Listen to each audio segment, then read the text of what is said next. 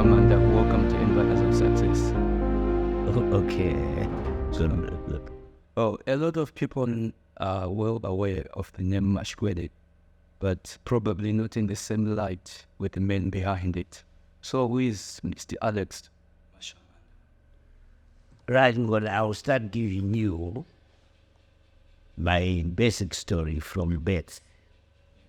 I was born in Chile, district in Mashwede province, on the 16th of October, 1950. So coincidentally, you can see that on Monday this week, I was celebrating my 73th birthday. So this is part, probably, of the continuation of that celebration. So that is, when I was born in an extended family. That means my father had more than one wife. And obviously, within the context of our culture, he was relating with his young brothers, with three of them, and together they were my father, and then these three brothers were just like my father. And apart from my father's wives, my uncle, Baba and his wife were also just like my mother's. So you see, that is the basic where I came from. You see, a foundation where you relate to so many people at an early age. And within that context, what I know is significant is that we were taught to share not only resources, but even problems or ideas. If they came your way, you had to discuss with the others what was the best way to go. So that's basically the foundation, and obviously my father, my mother, and they loved me. At my age, 73, you don't expect them to be around, and they are not around anymore. But it is probably what they taught me, what I learned from them, which is still around, which may be around through others when I'm not around also. I started my primary school in 1957 at a school called St. Simon Jala in Chile district, and continued with my primary school in Bondolfi, primary school in Mashamhanda, a district in Mashamhanda province. From there, I did what was called then Form 1 and Form 2 at Berejera Secondary School. And that was in 1965 and 66. In 67 and 68, I did what they called Form 4 at Kokomere Secondary School. That's in Mashwede province. Then after that, according to life, where you would pick a job there, literally I was no longer dependent on my father. I was on my own. You get a little job there, a little clinical, manual, until 1972. I did a diploma in local government administration at Domboshala Training Center. It was a 1-year course. After that, I worked for what was then African councils, which is equivalent to a rural district council, though obviously controlling a smaller area, but the functions would be similar in the administrative nature of things. So most of the time I worked in Berewa. That was from 1973 up to beginning of 1976.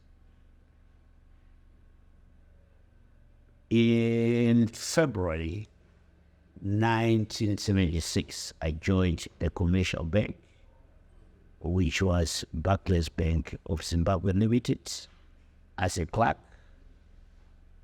I was with Barclays up to 1981, when I left, switching over from Barclays to what was then Zimbank, which is now ZB Bank. I worked for ZB Bank up to 1990. What is significant, which I think is worth mentioning, is that in 1983 I was among the first black bank managers. We were promoted through what they call a presidential directive, which was promoting black manpower advancement. And you could say maybe I was a beneficiary of that. But when you are in the bank, obviously, for you to move forward, I had to do the Institute of Bankers Diploma, which I later on completed. So I hold an Institute of Bankers Diploma. And also later on in life, academically, if it's relevant, I completed my law degree with UNISA. So I hold an LLB degree with UNISA. So my business story, which I believe is the reason why you are asking me questions. That's what you want to know. That is what is probably more relevant to you and to other listeners. I started a company called M&H Educational Suppliers Private Limited. He started operating in 1988 in April. Like, as you can take note, I was still working at the bank, but at the young brother who I assigned to run the company, we opened the shop, the bookshop, a small bookshop, at the Social Business Center in Moti district. And we're operating from there. So this shop belonged to a friend of mine. He is the one who offered me to rent it.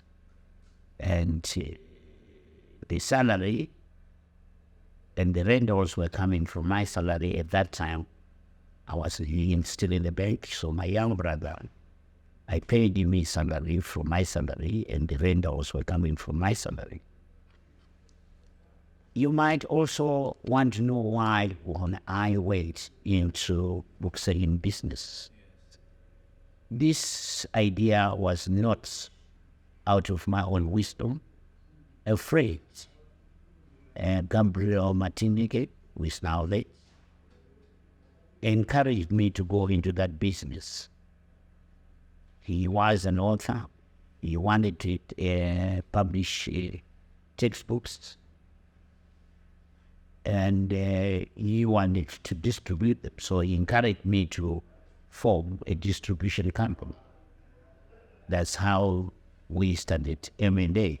M was supposed to be Matindi K.H. Wede, which is my grandfather's name. I will explain later the relevance of Wede as we move on. So we started like that. And I left the bank in 1990 to run M&H Educational Suppliers on a full-time basis. At that time, we now had an office at what was then Colonial Mutual House, which is George Sninduga and First Street, but a small office there. And the number of employees increased to 5. And then when it increased more than 5, we acquired offices at Ken Building and Robert Mugabe and 2nd Street. We were there for some years until we moved to this place, and I will come to that.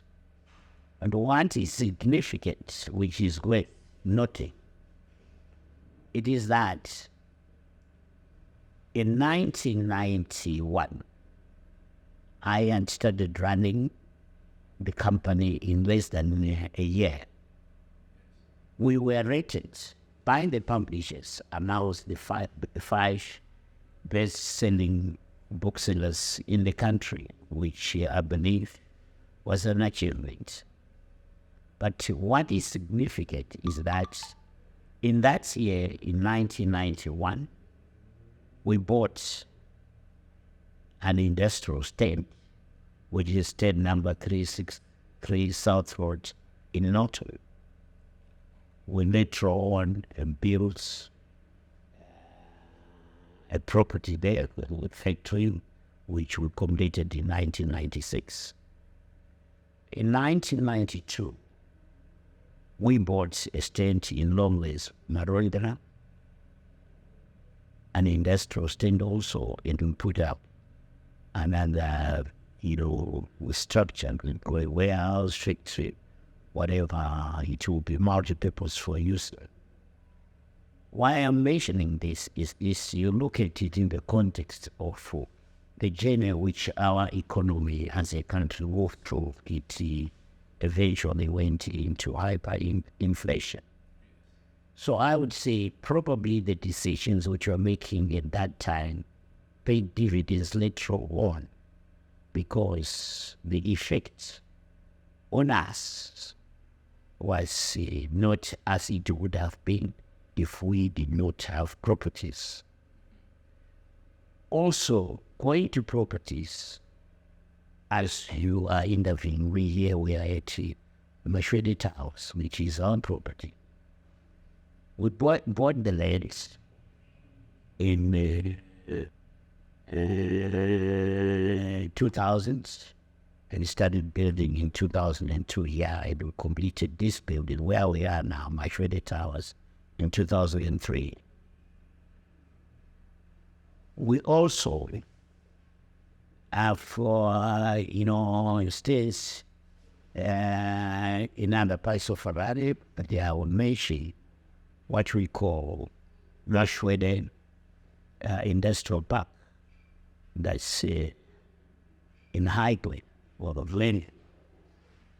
We bought the land in 1997. Put up with Juro in 2001, and eventually completed construction in that case in April 2007, because it's fairly a big structure. Then now across the roads, we got another 6 Kelvin roads. We bought it in 1997 as a stent with later on constructed. We got a service station in the warehouse there that was completed in 2001. I could give examples of other undeveloped states which we know. So why I'm mentioning it is you could see the strategy which we took, whether right or wrong.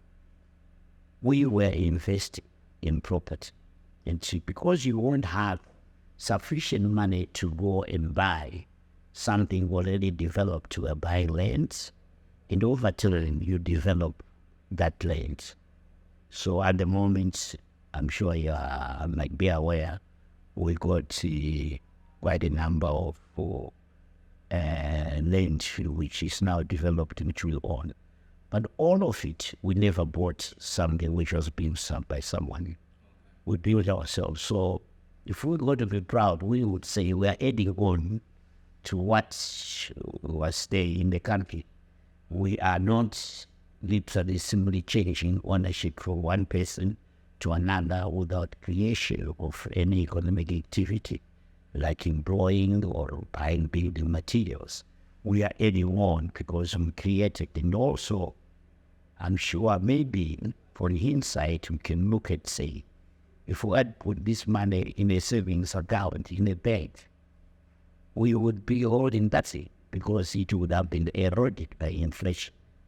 So maybe our idea as a company of investing in property was, when everything is said and done, a wiser.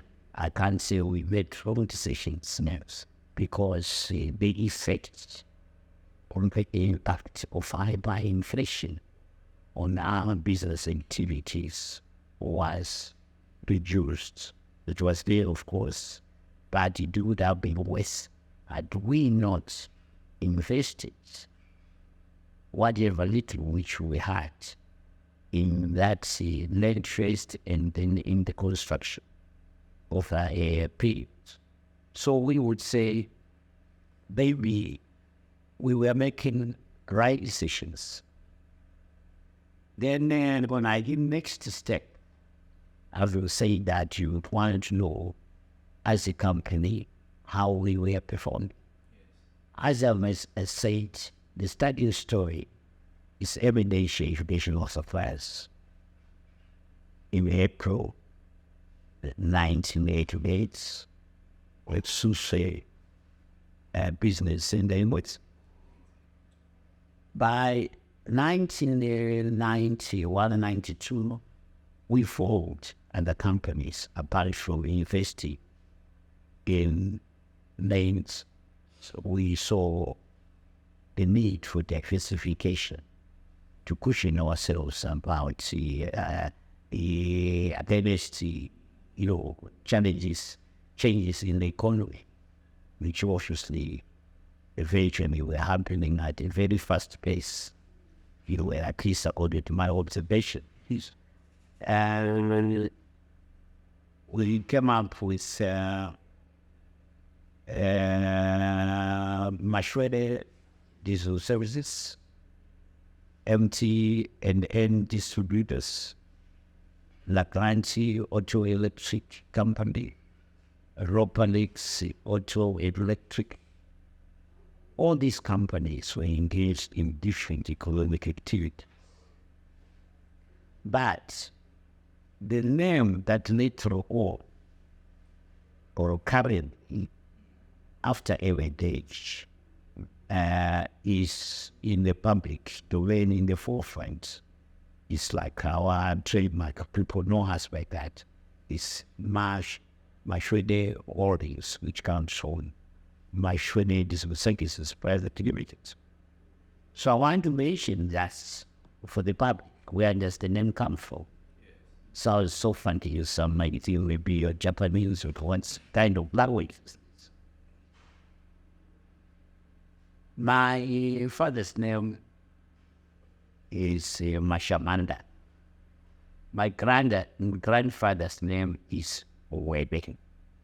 So Mashwede is a combination of Mashamhanda. It's not some name invented from nowhere. So it has no meaning other than to say it is coming from my father and my grandfather's names. So that's why maybe it doesn't have any meaning whatsoever. So that is that. So in our trading, what is significant is that I've mentioned that we put emphasis on acquiring property right from the beginning.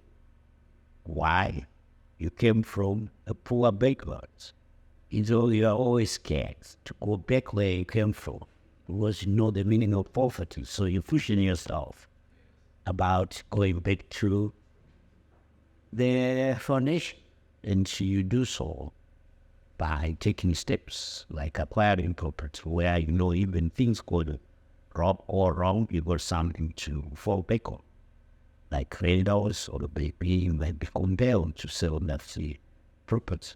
so that you can survive. So you always need a fallback position because you know where you're coming from. And we believed in that property acquisition philosophy. The most important thing again in business is the people who will work. I've told you about the company acquiring properties. Okay. But I want to talk about also the workers. Where do they fit in? How do they become part of the benefit of whatever progress might be, the minimal? Where do they fit in? I would want to say our philosophy, which is still, we still believe in that. We helped most of my workers who were the majority are studying with us, they went in different ways. But almost all of the company assisted them to acquire their own houses, not company houses where they get title deeds in their own use. We believed as a company that to get the best out of any individual, for that individual to see any threat to this company as a threat to him or her, we must be benefiting together. So if the benefit is removed, we lose together. So that, I would say, got the best out of the people I have worked with over the years. In particular, this building here, Mashwede Towers. When we built it, in an honest manner, my manager there, who was Benson, then he put more effort into it than I did. If it wasn't there, it wouldn't be there. Why? Immediately after purchasing all the raw materials, which we did in September of 2002,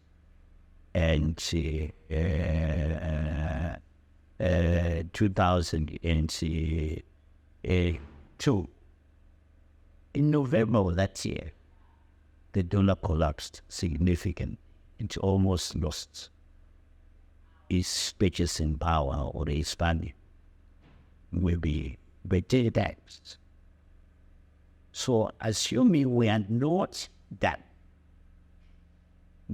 it will be that which we did to buy all the building materials, because we had a bit of money, we were going to lose out. And he was the driving force, like being prophetic, aging me. To always, let's do it quickly. We can't keep on renting. We got to walk away from where we were in town that lies us, have our own property. And we were the first to build in this area before even those metro builds, the residential properties and that, and we were the first. When we came here when it was pushed. So that is how we built this place. Plus, again, at each and every stage of our journey in business, we always had some basic construction equipment, like an excavator, or a grader, a generator. Not really for hire, but for our purposes, that we will always believe at some stage could build, because it will be stays and trying to raise the money. So we never had any surplus money at all, because each time we got money. There was land to build on. We are literally in debt even with our finances. Initially it was Barclays Bank. Over the years, I'm going to come to that. So we have had tremendous support from financial institutions Without that which support you, I wouldn't even be talking about success in business. But see, these are the decisions which you are making. We say, look, we invested in property. We invested in employees so that we'll get the best out of it. To work together as a team, to get everybody to a situation where they realize that failure was not going to have an impact on the managing director or the shareholder alone. It was going to have an impact on all of us. So literally, it was necessary for us, when things were getting tough, to join hands and to put out the fire to save ourselves together as a team. So as employees and the company, we always believed in that relationship, that for anything to succeed, we had to work as a team in business. We met so many challenges that I remember in 1 year we went in about 6-8 when the employees were not getting anything. There was nothing to pay. But they said, we're good faith. As long as we can get pastry with something to eat, they don't pay. They don't want to first with the progress. Also, they on until things improve. And indeed, I would say it sounds safe. Things improved. And as we're talking here about it, we probably faced more challenges than the average business based. And some of those challenges are documented. They are not worth mentioning because we told it in the past. But we mention them to demonstrate teamwork, how management and staff joined heads in all that come to overcome very difficult periods in the history of our journey as a business organization. So there are many in the document, but we don't go through that. So that is the story I'm giving you of our business. And then the other factor, as you know, we operate in society. We consider ourselves part of society. Maybe basically we don't even assist because we believe we are giving back. We believe we are obligated to the extent we are part of that society. And I told even right from the beginning, my promotion to bank manager was because of the kind of my skill. It was because of a well-spelled out government policy which promoted blacks and advanced views. So you can't forget where you came from. Not because of generosity, but because you feel you're obligated to, if you can. Why? You're part of that community. Their welfare is your welfare. It means a lot to you. If they are not living in a way which you believe probably could be better, and you got resources to put out something so that one or two problems can be solved, which are communal. As a person who was studying communal backgrounds, you feel like you're honored to be in a position where you are able to help. The gratitude can be coming from the community, but I'm saying it's coming from me. I am grateful for being able to do what I would have.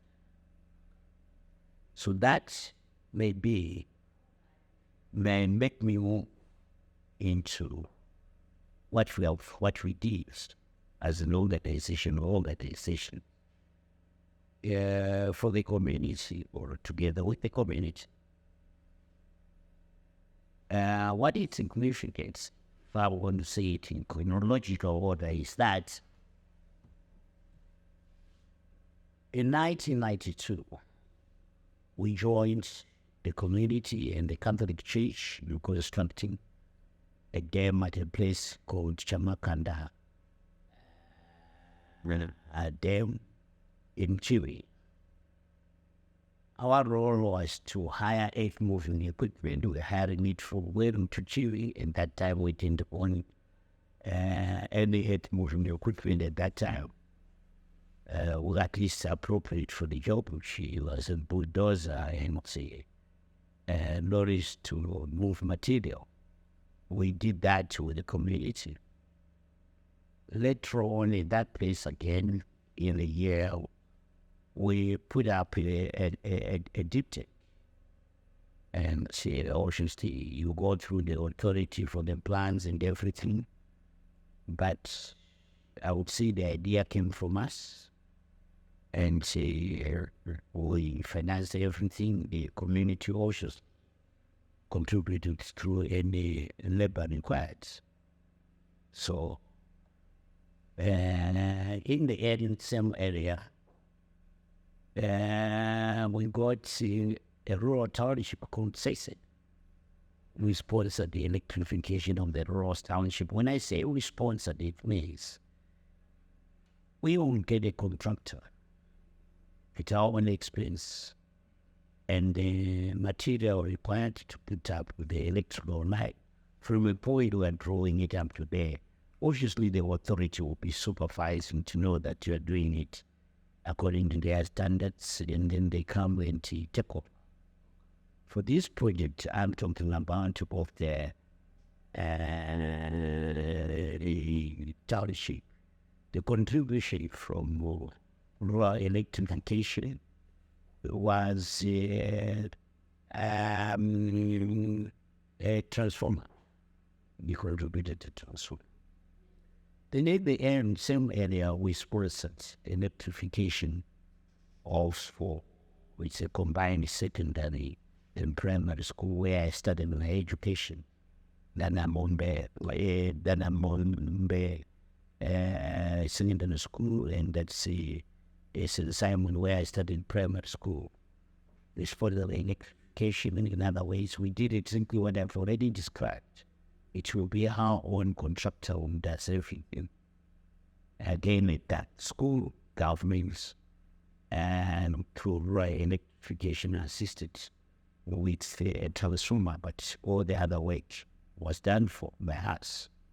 And later on, we put up or sponsored electrification of another rural school called Chikore Private School. We put up electricity there. We did everything with the transformer, obviously, in being a primary school, the transformer is not all that big. And again, within the Chiwi districts, but completely different area. This year, we surrendered to the community that double classroom block. We had Madam our business center, which we built for the community. It's a new community school, but we already surrendered, and so the children were already from this year, many from the premises. We are also currently putting up a girls' hostel. It's in that school, because in the latter one, we are starting CPD, they have got supporting condo status.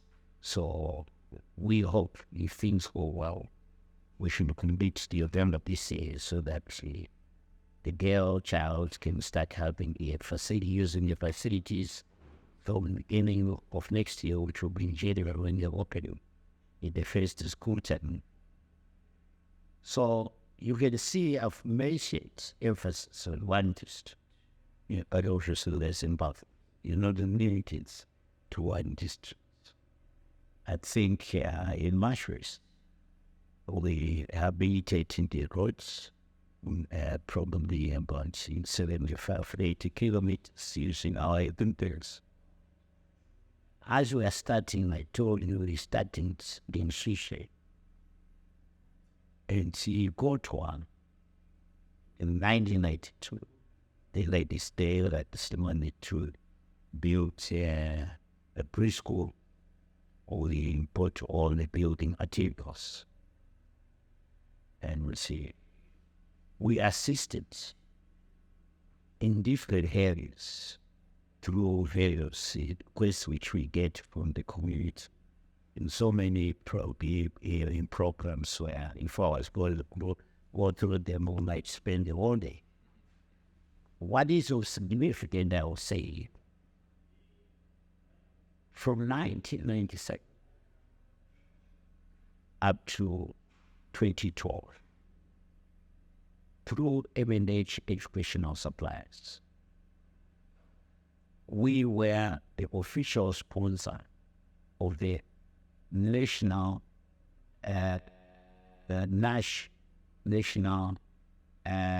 school soccer under 17 for segment schools. We sponsored that for 60 consecutive years. And I'm sure each year they would hold the competitions in the different provinces. So we would be going to different provinces, some other ways cover the whole country in both of the years. So it's a contribution which we made while we were able to. But in this regard, because we were doing business with schools, you're saying maybe that's a case of plowing back. People, we were doing business. That is the schools section. That is how we related to it with the community. I would say in our operations, we have tried so far it hasn't succeeded, but wherever we go, we try to put up roads, or just be in consultation with the community and see we always, as a matter of course, put up ball for the community. And in this regard, I would say, even in here in the Harare, when we started developing at the Mashwede Industrial Park in 2001, we put up a ball which we are using together with the community veteran tap, and for the community which they used exclusively, which was outside our children. And we have always continued to that philosophy of policy. You know, to know where we are, we got, actually in Abaton, at previous, we can say we put 971, we are operating each year, and we got into outside our premises to provide the community with water. And if we put up another game with all it's exclusively which is being utilized by the community at Haile. And again, we put up the solar ball, which has got a capacity of 40,000 liters. So you will see that when resources permit, here and there, we have always considered ourselves, part of the community to the extent you feel obligated to join the community to solve community problems together in the sense that we are part of that community. And talking about balls, in various parts of the country where my system sometimes a request, we probably have put well over 20, 30 balls. That happens over curious, so sometimes you don't feel the strain because it reads down there, and it's schools where we say boarding school. It will be logical for the school job, for the boarding school, without so for that. We could have people board there and say they're going to be there already at the 20,000 liter capacity tanks, and it's also permitted we got to increase capacity to be able the borders when they start next year to be able to do some irrigation to help themselves, whatever this movement wants, at least on our part. Few, it's urgent to join the community, and also not only the community are fully aware that is clearly spelled out government policy. The duty to build our country. It's on our shoulders. Foreigners, they can come here, most welcome, but they won't do it because they want to stick to their country. It's the same place who also get money from our diaspora population. Their obligation, wherever they are, is to ensure that Zimbabwe succeeds. So it doesn't matter where Zimbabwe is waiting for in the foreign country. But the same token, those countries, they would do it because eventually they want their countries of origin to benefit. Find out the responsibility to develop our country is with us. Doesn't matter, we can have a million challenges and then point fingers at each other right, left, and center. But the responsibility cannot be shipped from us. It remains ours. So you know that whatever has got to be done, God schedule ahead. You can spell out all the numerous problems which would be probably existing and real. But that does not shift the responsibility from us to develop our country, because what we don't do, it doesn't get done. In a way, we deprive in the future of a legacy of benefiting something from our effort. It is those who are obliged to say it, or we will be letting down. So, the major philosophy of the heritage, if we go on into the beginning, it was one job for a young brother. But over the years, the number of jobs have increased. It's not the luxurious way of living of the shareholders. It's a family business, so obviously, and the shareholder is me. We've never partnered with anybody in our operations. It can happen in future, but up to now, we are on our own, and you mention it because sometimes people want to, whether it was someone on the side who is also helping you. What is helping us as a proceed? It's our customers, it's the workers, it's the financial institutions. You get what I mean? But not a shareholder, whether in the long term or in the short term. It's an exclusively family business. I would say when they are family business, everybody would talk about succession. You say you're already 70-year-olds on what happens if you are no more there or you become incapacitated.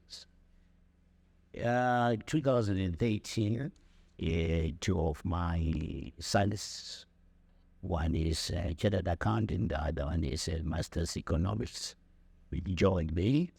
And whatever is happening now in terms of guidance and management and the direction the company is going, they are more responsible, they are more in charge. I can't do good, I can't make mistakes because I'm more like a passenger. You get what I mean? Mind be helps. I might be asked to help put out a fire if there is a fire. But I can't start the fire because I have no instrument, no matches. I'm no longer involved. You get it up? Yeah. I come only to be supportive. So that is in terms of succession. It's a deliberate policy. It's not like I understand or because I think this is my job. No. We got an obligation to the workers. They don't have to depend on me. Their security for continuous employment cannot depend on an individual's health. It will be totally unfair. An organization, we know enough around the academic, about 8 times to do certain projects we have got in mind if they materialize next year. Our permanent employment figures where it will be over 1,000. It will be unthinkable and irresponsible on my part to see all those people risking their future over my health so that should I die, the company is also going to die. No. So the idea is we make sure the workers have got comfort. They know the company is there to go on into the future. Like many other big organizations, we should have born when we hope the organization as it is or has been given anticipated expansion is going to go into the future. There's nothing to do with it. My job, I did it. I mean, found that's it. The rest is others to carry it forward. It will be irresponsible on my part if I don't help to ensure that it is going to continue, not for the benefit of life, but for the benefit of all stakeholders, in particular the employees. And they are the ones who build it. They are the ones sacrificed for long periods without even getting money. Notice, they are part of it. So, we tell them, and they know, this organization has nothing to do with me. I paid my part. And we guarantee that it is good only to the future. So should you go to my funeral, don't think of or continuity of your job. Probably you're going to be even more, have more security as an employee because what I was getting is now going for the company. So it's supposed to be even move forward a lot stronger. And the options will be there for those who would rather to make it public or whatever they will do. But it has nothing to do with me as an individual person. It operates without me. I am literally divorced. I'm willing to play my part when it's required. But assuming that I'm not there, the organization simply substitutes me with somebody else doing other decision-making processes. So the organization does not, its lifespan does not depend on my lifespan or my own health or whatever. I could be alive, but the capacity it should not have any impact whatsoever on the organization. Apart from people like you guys, you want to know my story. It's basically told by me. That is the only difference. Somebody else might distort my history. But apart from my history and with this story, where I came from, no one would know it better than me because I was involved at each and every stage. Even as employees who joined us also joined at different stages. You get it up. So I will know the complete history. It was probably the complete marathon. But it's not about me. It's about society. There's so many stakeholders. The financial institutions, government institutions, our customers have played a significant part, probably far more than me, in making us survive up to the stage where we are now. Our role, we believe, is to play, a role in the development of our country to create employment. It's a function and obligation which we believe we have got. But again, we can't achieve it on our own without these multitudes of stakeholders who are supporting us on a daily basis. So this is basically my story